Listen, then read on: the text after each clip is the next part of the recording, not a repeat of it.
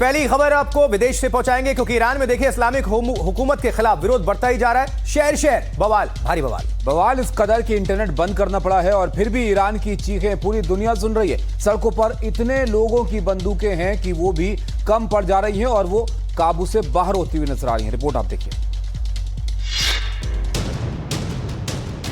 Tehran की रातें लपटे धुएं और चीखों के हवाले हैं।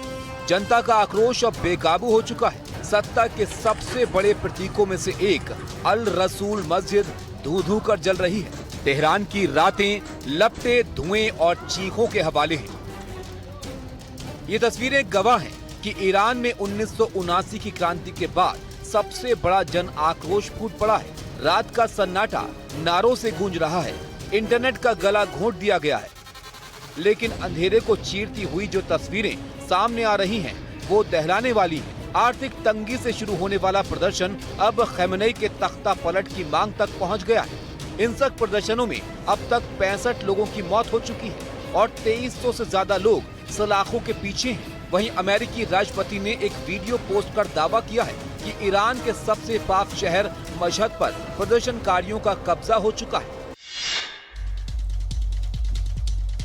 देखिए, तेहरान की गलियों में जल रही आग अब सिर्फ ईरान तक सीमित नहीं है। इसकी तपिश जो है वो वॉशिंगटन डीसी तक पहुंचने लगी है। देखिए, आज ईरान को लेकर अमेरिकी राष्ट्रपति डोनाल्ड ट्रंप ने कोई डिप्लोमेटिक बयान नहीं दिया, बल्कि उन्होंने जो बोला उससे पूरी दुनिया के कान खड़े हो गए। ईरान में इस कदर गदर मचा हुआ है कि जनता ने खौफ की दीवारों को भी जमींदोज कर डाला। किरमानशाह में कभी खौफ का दूसरा नाम रहे IRGC के 2 गार्ड्स को भीड़ ने पीट कर मार डाला। एक और आयतुल्लाह खामनेई इसे विदेशी साजिश करार दे रहे हैं। वहीं लगता है ट्रंप ने अपनी खतरनाक मिसाइलों का मुंह ईरान की ओर मोड़ दिया है। So Iran's in big trouble. It looks to me that the people are taking over certain cities that nobody thought were really possible just a few weeks ago.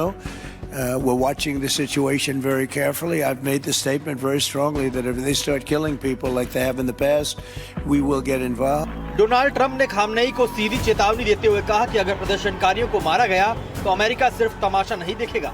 Doesn't mean boots on the ground, but it means hitting them very, very hard where it hurts. So, Iran अब इधर कुआं उधर खाई की स्थिति में। प्रदर्शनकारियों पर हमला हुआ तो अमेरिका की मिसाइलें बरसेंगी। दूसरी ओर 180 शहरों में उमड़ा गुस्से का सैलाब हुकूमत को बहा ले जाएगा।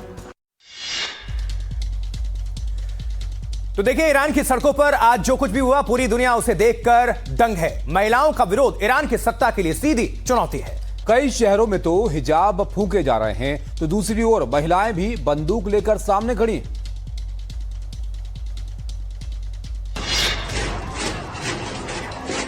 जिस चेहरे के खौफ से कभी ईरान की दीवारें भी थर्राती थी, आज उसी चेहरे की तस्वीर को ईरान की एक बहादुर लड़की ने अपने सिगरेट से सुलगा दिया। इस जलती तस्वीर से सिर्फ धुआं नहीं उड़ा, बल्कि उस अहंकार की धज्जियां भी उड़ी जिसने महिलाओं को सिर्फ बंदिशों में देखना चाहा। यह तस्वीर गवाह है, ईरान की बेटियां कट्टरपंथी व्यवस्था की राख पर नई और आजाद दुनिया की बुनियाद रख रही हैं। कल तक जो महिलाएं हिजाब के पीछे खामोश थीं, अब वही महिलाएं खौफ को पीछे छोड़ तेहरान की सड़कों पर उतर आई हैं। हाथों में जलता हुआ हिजाब और जुबां पर एक नारा, आजादी आजादी, कट्टरपंथ से आजादी। तेहरान से लेकर मशहद तक ऐसी ही तस्वीरें सामने आ रही हैं और महिलाएं हिजाब को आग के हवाले कर अपनी आजादी का इजहार कर रही हैं।